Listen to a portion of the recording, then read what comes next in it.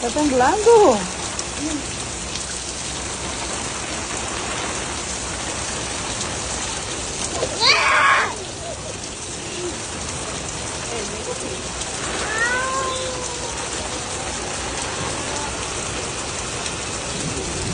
Isolated on the shore.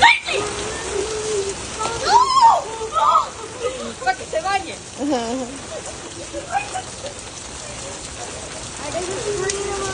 Flooded. Flash flood. Warning.